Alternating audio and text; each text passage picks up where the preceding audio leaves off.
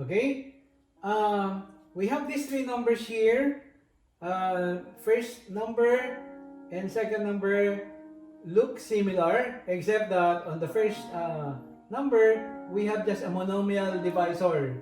Here on the second number, we have a binomial divisor like we do here, also a binomial divisor. Now, for us to simplify this, we can think of this as just one factor. So, in other words, you can just say 5 over square root of triangle. Okay, so what will make this get rid of the square root of triangle there? You just multiply it with square root of triangle.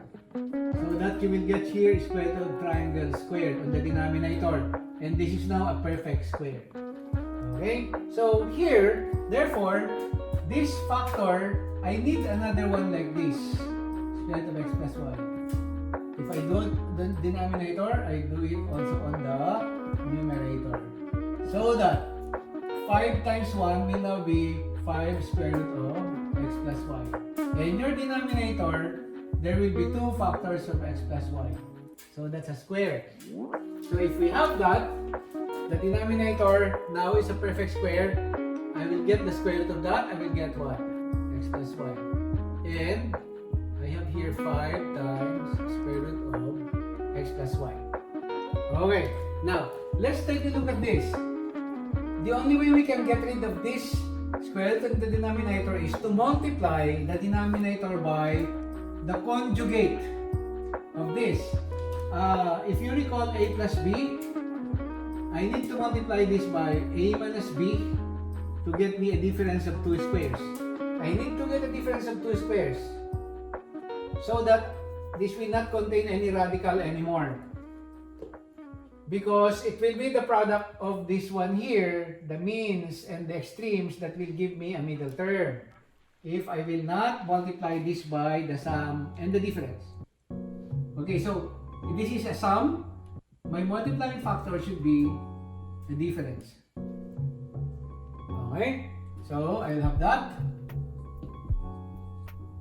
And this is a binomial, this is a binomial, conjugate binomials. And this product will be what? Square root of x squared. This product will be negative square root of y squared. The middle term is 0. And then I get here 5 times square root of x minus square root of y. Okay. So, square root of x squared is perfect square x, and this one is y. So my answer now will be, I can distribute the 5. So 5 square root of x minus 5 square root of y all over x minus y. Okay. Number 3 is similarly done, except that we are dealing with constants there. What will be the rationalizing factor of this? It will be the conjugate of this. Square root of 3 plus square root of 2. This will be square root of 3 plus square root of 2. Notice that if we multiply the denominator and the denominator, we get only this product minus this product. Or that will be what? Square root of 9 minus square root of 4. However, on the numerator, I have a square of a binomial. So, I will multiply that. There is a middle term there, square root of 9. And this will give me square root of 6. This will give me also square root of 6. And then the last term there will be square root of 4. Okay? So, square root of 9 is 3. Square root of 4 is 2. So, on the numerator, I will have 3 plus 2, or that's a 5.